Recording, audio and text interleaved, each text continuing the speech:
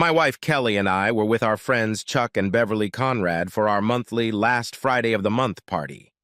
We had a nice dinner at Legal Seafoods and moved the party to Phoenix Landing for a night of drinking and dancing. We finished our first round of drinks and danced a few dances, swapping partners a couple times before returning to our table to order another round of drinks. A wave of excitement ran through the club. At first we were puzzled, but then we noticed that James Wilson, the new Patriots quarterback, had just walked in. He and his entourage took a table at the other end of the club, and just as things began to calm down, a new excitement began. Brianna Brown, the local host, had just walked in, but she was more than just a host. She was a former Miss Massachusetts and Miss America finalist, obviously gorgeous, and there were rumors that she was being considered for an even bigger market. Her group sat on our side of the club, but closer to the DJ booth. Beverly was staring intently at Wilson with her goo-goo eyes. "Damn! He can put those cleats under my bed anytime he wants," she said, panting. "Mine too," Kelly said. Chuck looked angry, and I tried to defuse the situation. "Need I remind you ladies that you're married?" I said. "Come on, Matt, relax," Beverly said. "Besides, it's not likely to ever happen," Kelly added. "Even if it does, it'll just be one night, a chance of a lifetime." What's wrong with that? Now it was my turn to fume. "What's bad is that it would be the end of the marriage," Chuck said. "How would you feel if Brianna was with one of us?" "Yeah, like that would ever happen," Kelly smirked. "Why is that less likely than you and Wilson? Chuck and I aren't exactly dogs." Both she and Beverly laughed. "Seriously, Matt, Beverly and I have been asked to dance at least half a dozen times already. How many women have asked you to dance?" "I'll tell you 0. "That's only because women don't usually ask men to dance, especially if the men are with their wives." "Whatever," they said at the same time, rolling their eyes. Anyway, Kelly and Beverly are pretty hot, and not just hot for housewives, but Chuck and I aren't exactly chopped liver either. We work out regularly, move well, and know how to dance without stepping on anyone's toes. The conversation was almost back to normal when Beverly started practically bouncing in her seat, clapping her hands like she was trying to bring Tinkerbell back to life. "He's coming this way!" she exclaimed. "Who?" I started to ask, then looked over my shoulder, and indeed Wilson was heading our way, stopping at every table to sign autographs or pose for selfies. Finally, he reached our table. "Excuse me," he said. "Would you mind if I asked your lovely wife to dance?" Although I was pleased that he was kind enough to ask me first, I was tempted to say no until I saw Kelly's head bouncing up and down like a yo-yo. I nodded, and when he turned around, he didn't even have to ask because Kelly had already stood up, taken his hand, and they headed to the dance floor. I had to admit they were a beautiful couple, but as the music changed to a slow song and she melted into his arms, I felt anger rise up in me. Just as I was about to stand up, I felt a warm hand on my shoulder and a melodious voice said, "May I invite you in?" I turned around and probably looked like a complete moron looking into the bluest eyes I had ever seen, and they belonged to Brianna Brown. I felt like I was in a trance as I stood up and followed her to the dance floor. The slow song was still playing as she wrapped her arms around my neck and pressed her perfect breasts against my chest. I gently placed my hands on her waist, but she moved them to her back. "I'm sorry. I don't mean to sound ungrateful, but why me? There must be a dozen guys here closer to your league than me." Her laugh was adorable, and her eyes sparkled with a special sparkle. "I saw what happened to your wife and Wilson," she said, and must have noticed my frown. "I understand how you feel. I've seen it before, and I'm afraid it rarely ends well." "What do you mean by that?" "I don't understand." "Almost every night the woman goes off with him, leaving her husband alone and humiliated. On rare occasions, the wife returns to her husband. I hope I can encourage your wife to make the right decision." "But why? Who are we to you?" She had a pensive look in her eyes and turned away, but not before I saw a single tear in her eyes. It's a long story. Maybe I'll tell you, depending on how the rest of the evening goes. My name is Brianna, by the way. I know I recognize you. I'm Matt Smythe." She looked at me with a raised eyebrow. Yeah, Smythe. I know that sounds pretentious as hell. Why not just Smith, right? Well, my parents are originally from England and wanted to keep a little connection to their native land. At this point, the song ended and I walked her to her table, thanked her for the dance, and walked back to our table. Kelly was already there, her eyes throwing daggers at me. So the prodigal son returns. Did you enjoy your dance with that slut? I beg your pardon?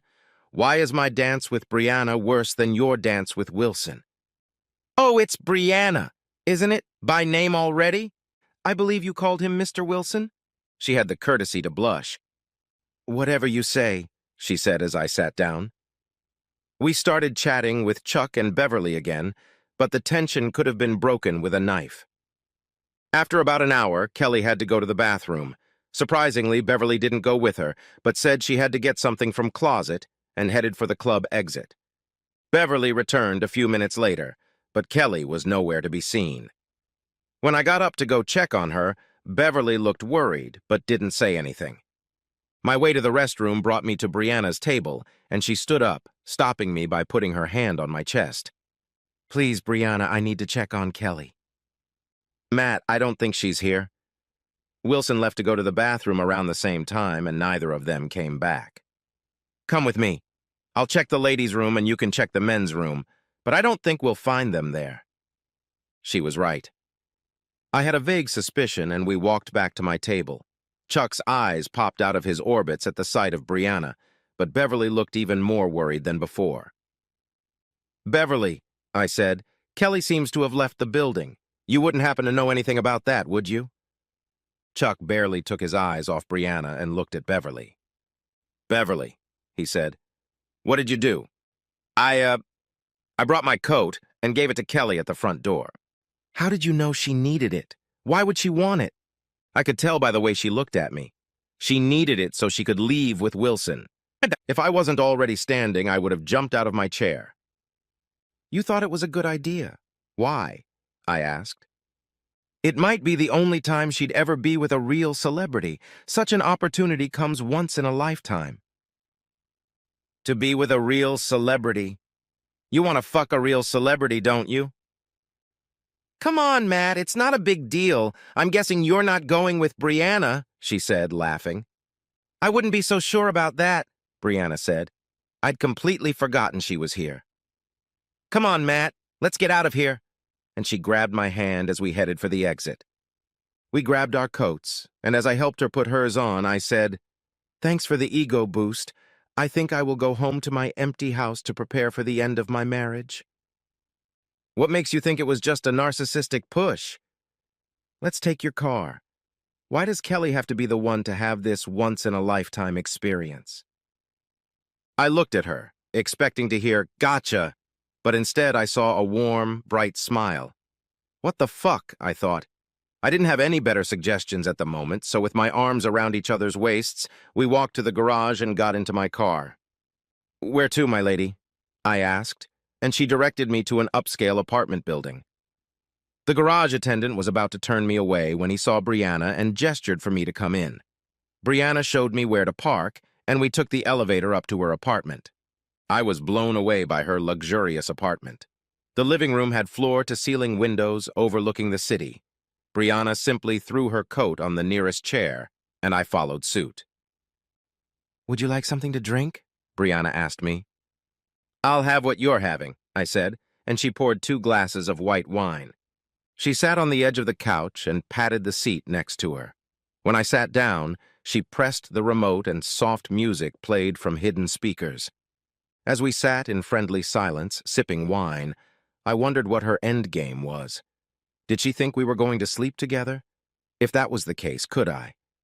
I had no illusions about what Kelly was probably going to do if she didn't already, but I had faith in my marriage vows. The only problem was that Kelly didn't seem to share my views on marriage vows. Could I have broken them? As Beverly had said, this was a once-in-a-lifetime opportunity. Could I afford to turn it down? It seemed like Brianna was going to try to take the decision out of my hands when she pressed herself against my shoulder and put her arm around my shoulders. I just sat there, absorbing the situation, not to mention Brianna's intoxicating scent, when she obviously grew impatient with my indecision. She stood up, lifted me to my feet, and we began to dance. Shyness was not on the agenda when she placed my hands right on her ass. I began to realize that in the words of Borg, resistance is futile, and that I could enjoy myself and deal with the consequences later. This time I didn't wait for her to make a move. I threw my head back, and when she turned to object, I took her face in my palms and kissed her lips. I have no idea how long we stood there kissing, but when we broke apart, we were panting. Her face was red, and I'm sure mine was too. She led me into her bedroom. I heard soft music as she sat me down on her bed. She started unbuttoning her blouse, and I, as if in a trance, unbuttoned my shirt. I was under her spell as she slowly unzipped her skirt, slowly slid it down her thighs, turning so I could see the perfect curves of her body exposed by the lacy black thong. As the skirt fell to the floor, she stepped out of it, turned, and walked toward me with that modeling strut you see on many a fashion runway. We were bathed in the glow of some amazing sex. Was it better than with Kelly? To use a cliché, it was different. "Brianna, you said you'd tell me why you wanted to help me. Help us." She turned away, and I saw tears in her eyes again. About 5 years ago, I was working at a small TV studio, and I was just starting to make a name for myself. At the time, I was married to a guy who looked just like you. He was my biggest cheerleader, always willing to up the ante when a new opportunity called for us to move. We were at a fundraiser when the studio manager asked me to dance. He didn't even ask my husband, but I took his hand and left my husband sitting. I barely noticed my husband's anger and pushed it aside as Chuck carried me away. His name was Charles, but he thought Chuck made him look more like a man of the people, though he really thought nothing of those he considered beneath him. I can't say he used any great seduction techniques on me, though he did make a few subtle, well, not so subtle hints that he could help my career. To my eternal shame, I walked out of the club with him without even looking back at my husband. I'm told he was making a brave face, but was crushed. I wish I could say that the sex was out of this world, or at least my career really took off, but in both cases the opposite was true. Sex was uninspiring at best. He seemed to think that just being with him must be a big thrill. Meanwhile, rumors of our affair were causing problems. He was a big enough fish to keep the mud from sticking, but I was let go with enough severance pay to keep me from suing.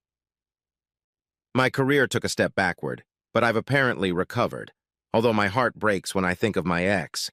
I hear he's remarried. He has kids we always talked about. At this point, she couldn't take it anymore, and I put my arms around her.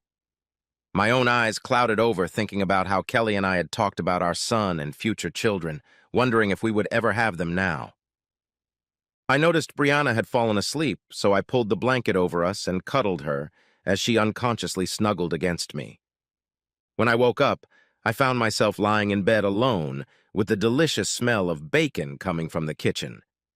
I used the bathroom, walked into the kitchen, and was greeted by the sight of Brianna in a long t-shirt. She smiled at me over her shoulder. "Coffee should be ready," she said, nodding toward the coffee pot in the corner. I poured myself a cup of the nectar of the gods and sipped it until she set a plate of bacon and eggs in front of me. We ate in silence until I turned to the elephant in the room. "So, where do we go from here?" For a few moments she sank into her thoughts. "First," she said, breaking the silence, "you and Kelly need to decide where you're going to go. Can either of you survive what happened tonight?" "What about us?" She laughed, not without anger. "Matt, there is no us, at least not right now. We had a wonderful night, but we barely know each other, and until you and/or Kelly decide otherwise, you're married. If you can't work it out, maybe we could see each other, see if there's more than sexual attraction. I should warn you up front that my career comes first right now. If I get a better opportunity, I may have to move. Could you move, or could you put up with a long-distance relationship? Besides, in my position, I get hit on a lot. There could be gossip. I promise you right now that if we become a couple, all it will be is gossip, but you have to be willing to deal with it. Now go home to your wife. See if there's anything left of your marriage that can be salvaged. Here's my card. Let me know how things work out." With those words, she hugged me, kissed me warmly on the lips, and sent me on my way. I arrived home just as Wilson was dropping Kelly off. He smirked slightly at me as he pulled out of the driveway. Kelly and I walked to the door at the same time. I opened the door and she swept past me, the smell of fresh shampoo and soap emanating from her. I followed her and closed the door behind me. "Where have you been?" she asked defiantly. Is that what she's asking me? I thought, after what she'd done? I was with Brianna. She almost laughed. Yeah, as if. You were probably holed up in a cheap motel somewhere, licking your wounds. She was really pissing me off. No, you can ask Chuck and Beverly. They saw her ask me to dance, and then we left together. She probably just felt sorry for you. Put on a show so you wouldn't look like such a loser. She probably left you as soon as you left the club. It wasn't going the way I'd hoped. I thought we could at least try to get past what had happened, but her complete lack of respect for me made that less and less likely. I decided that one more conversation might take us to the point of no return, so I walked over to our closet, grabbed a large suitcase, and started throwing clothes into it. She just stood there with her arms crossed over her chest and a wry smile on her face, obviously thinking I was bluffing. Her look changed as I walked past and headed for the front door. Come on, you're not going to leave just because I had a little fling, are you? No, I'm leaving because you disrespected me. For your information, I actually spent the night with Brianna, and it was amazing. I was coming home hoping we could work through our mutual indiscretions, but I can see that's not possible now. Don't call me. I'll call you when I'm ready to talk. I walked out of the house without bothering to close the door and saw her standing there watching me as I got into the car. I didn't want to give her the pleasure of seeing me cry, so I rounded the corner, slowed down, and let the tears flow. I paid for a week at the extended stay motel, and no sooner had I plopped down on the bed than my phone rang. I was about to ignore it, thinking it was Kelly, but when I saw it was Chuck, I answered it. Hi, Chuck. Hey, Matt, what the hell happened? Kelly had just called Beverly, and by golly, she was pissed. She was pissed? I almost screamed into the phone. She dumped me for some jock, and when I told her I spent the night with Brianna, she laughed. Hey, Matt, Wilson isn't just some athlete, and you have to admit that you and Brianna are a little hard to believe about you. And so are you, I said. Hell, you've seen us together, seen us leave together. Doesn't anyone respect me? Of course we respect you, Matt. But you and Brianna? Come on, be serious. Oh, but Kelly and Wilson are plausible? Look, I don't know what's going to happen with me and Kelly, but I think I need to make some new friends. Goodbye. Wait, Matt. But I've already passed out. Kelly and I went back and forth for a while. She even apologized for the Wilson stunt, but the real stumbling block was her disrespect for me. Even a call from Brianna confirming our night together didn't help. Nice try, Matt, she said. I think you're her charity project this month. I spent another week at the motel. Brianna and I went out a couple times. The leads even teased Brianna about her new mystery man, but she just brushed it off. One good thing about being alone, it gave me time to work on my writing. I occasionally posted stories on internet sites, much to Kelly's displeasure, which I believe was another sign of her disrespect. Brianna, on the other hand, when I complained that Kelly set my texts aside and never read them, insisted on taking a look. I resisted, fearing further embarrassment. I needn't have worried. Brianna was impressed, even made a few suggestions. I think that was the tipping point, and I filed for divorce. Kelly was stunned. You're not seriously going to divorce me because of my stupid affair with Wilson, are you? Actually, no, but the fact that you consider my humiliation a silly trifle partly explains why I'm divorcing you. You don't respect me. I wonder if you ever did. You don't believe Brianna is interested in me, and my stories that you laugh at without even reading Brianna thinks are pretty good, I said, and walked out the door. Kelly was fighting the divorce, though I don't know why. Maybe she just didn't like the idea of losing. Our friends tried to help, but I think they only made it worse by laughing at the idea of me and Brianna telling me I'd never find anyone as hot as Kelly. Sure enough, the court ordered counseling. I went through the charade. I didn't do anything stupid like not playing on my phone during sessions, but whenever it came up, I made it clear that I just wasn't interested in marrying Kelly anymore. The counselor eventually relented and recommended that the court proceed with the divorce, and Kelly tearfully agreed. It was hard being a dad every weekend, but my son and I tried our best. It helped that the divorce, once Kelly realized it was over, wasn't particularly acrimonious, and we were able to live together peacefully. Brianna was at the last court hearing, and when we walked out holding hands, the look on Kelly's face was priceless. For the better part of a year, we maintained a friendly relationship. Although we were exceptional, we made no promises of forever. With Brianna's busy schedule and no marital obligations, I was able to devote more time to my writing, and Brianna continued to offer valuable advice. When my last story was finished, she suggested I submit it to a publisher, but I was afraid of being rejected. Brianna finally got an offer from a Chicago studio, which was a big step forward, and we had one last night.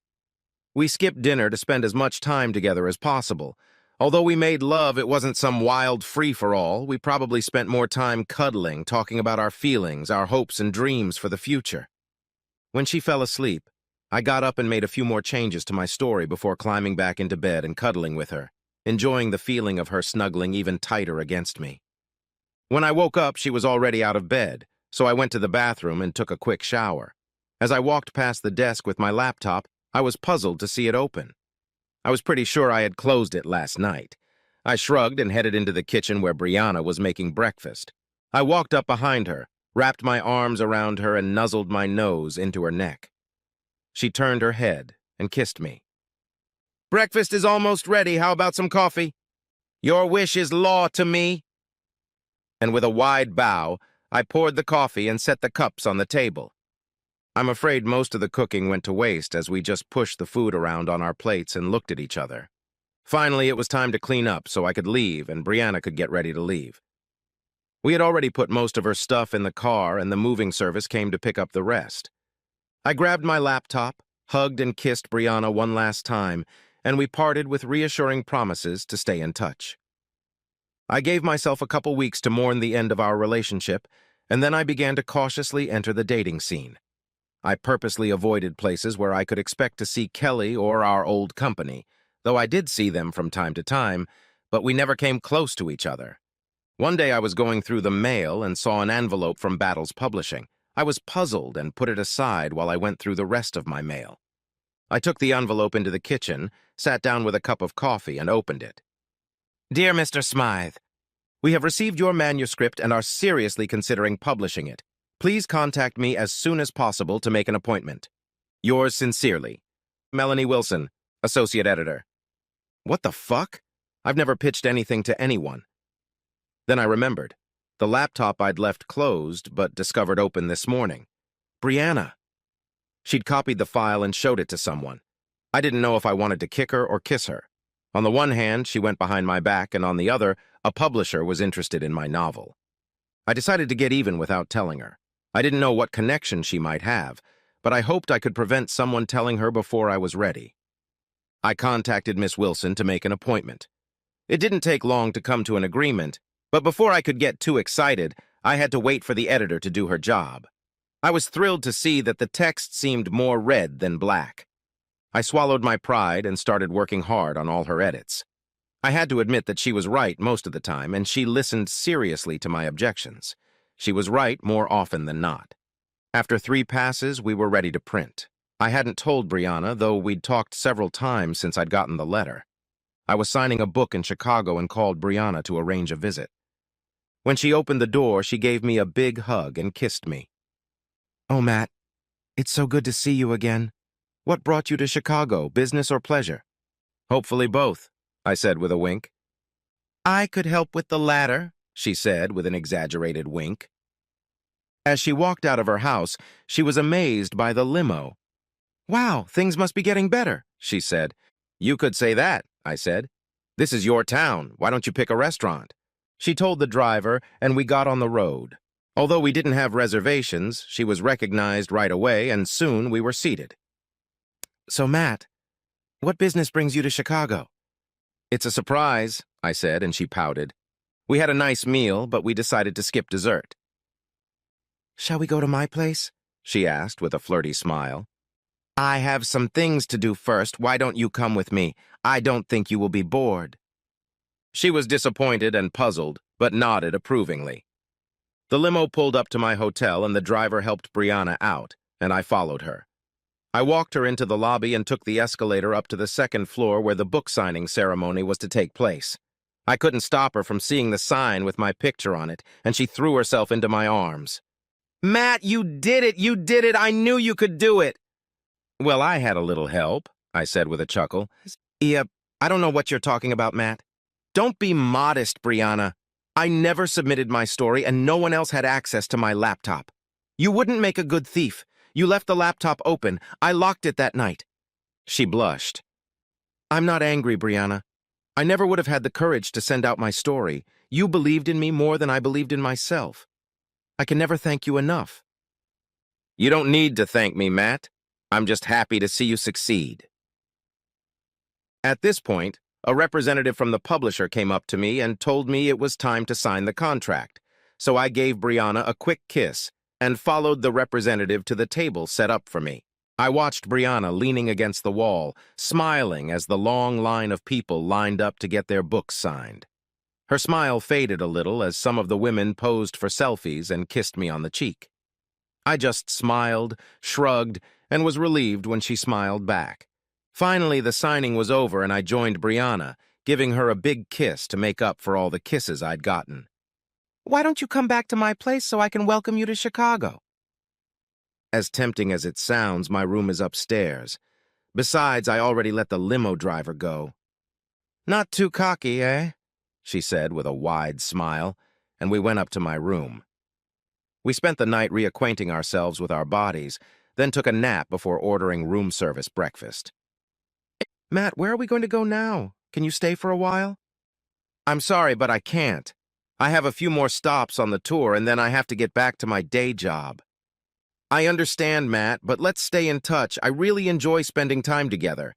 That's what we did, talking, texting, emailing, phone calls, whatever worked at the time. My publisher expressed interest in my second book, and I spent every spare minute I had on it. As soon as I sent it off to my editor, I called Brianna. "Hi, Matt. It's nice to hear your voice again." "You too, Brianna. I have great news. I wrote another book." "That's great news. When can I read the next great American novel?" "It's going to take a while. I just submitted the first draft, but that's not all." "Oh? Why?" "If the book does well, I'll be given a contract for 3 more books. I can quit my job and write full-time." "That's great, Matt. I knew you had it in you." "Yeah, you do. I owe it all to you. Without your support, I'd still be writing just for my own pleasure." "Don't say that, Matt. You've got real talent, and sooner or later it's gonna come out." "Maybe so, but there are thousands of talented people who just don't get that breakthrough. If you hadn't sent my story, who knows if I would have had the guts to submit it myself." We argued, but she knew I was right. I don't know if it was my experience with my first book, or if I just had more confidence, but the editing process went very smoothly, and the book was soon ready for print.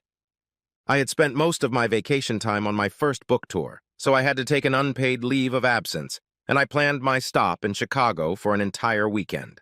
I didn't bother looking for a hotel and spent the weekend with Brianna. There was no way I could get enough of Brianna's amazing body, and no way I could figure out why she was so attracted to me. God, Matt, I love you, but you men can be so ignorant sometimes. She was suddenly silent. Neither of us had ever said the L word before. "Seriously, Matt," she continued, "I can be as infatuated as anyone with superficial attractiveness, but lasting love means seeing beneath the surface. You're attractive, sure, but what's special about you is what's on the inside. Even after what Kelly did to you, I had to practically seduce you to get you into my bed. What could I say? She was right, and I had no idea." "I'm sorry, Brianna. I don't know what my problem was. Maybe I just don't value myself. Maybe Kelly punched a hole in my self-confidence, but I shouldn't have projected that onto you." "It's okay, Matt, I get it. You just keep being a kind, caring person, and you'll never have to doubt my love for you." She just told me she loved me again, and I didn't tell her I loved her. Though being the perceptive woman I am, I think she knew. Still, I couldn't leave that thought in the air. "I love you too, Brianna." "I know you do, silly," she said and bestowed a soul-scorching kiss on me. The rest of the tour went well, as did the book sales. Back home, I invited Brianna to come visit. We visited some old places, and people who knew us from before seemed amazed that we were still together. Others recognized Brianna from her occasional reports on the show. I even got some recognition from my books. Every now and then, we crossed paths with someone from the old company, but I wasn't interested in rubbing their noses in my success, both personal and professional. For their part, they seemed too embarrassed to approach us, though Kelly seemed more angry than embarrassed. Oh well, life is too short to waste it on fools.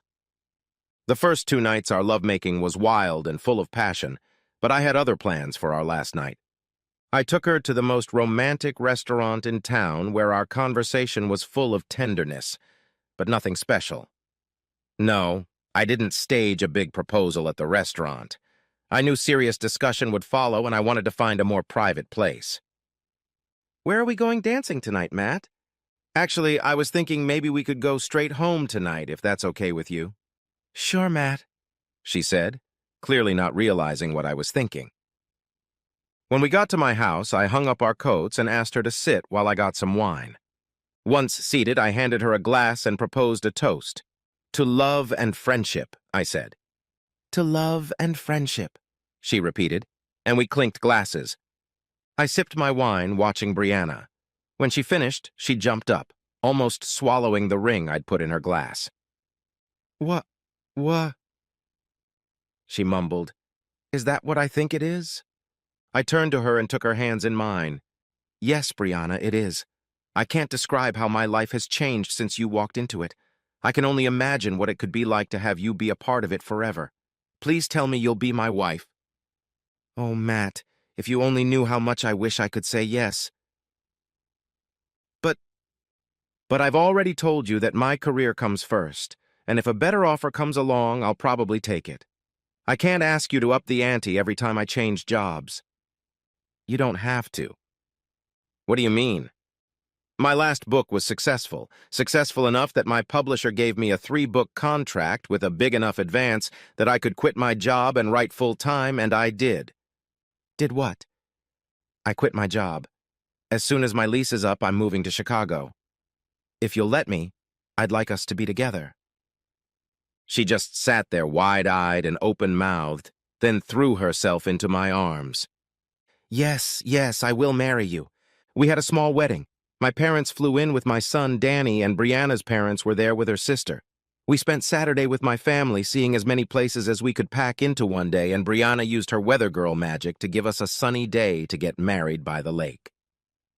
After a goodbye full of happy tears, we took a wedding trip to Barbados.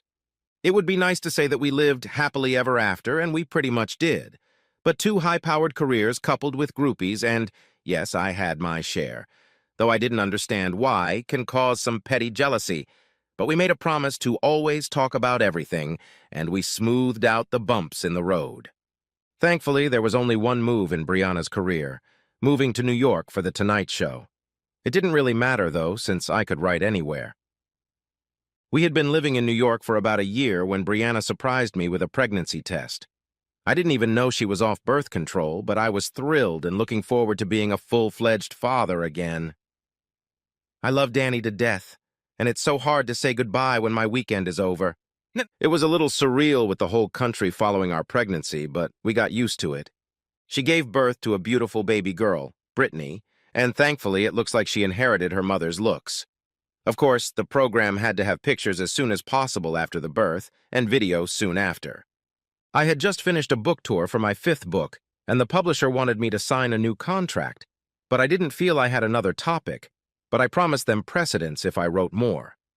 Meanwhile, the royalties from the books, along with some movie deals, kept the cash flowing, and of course Brianna was making a lot of money, so I settled happily into my new role as Mr. Mom.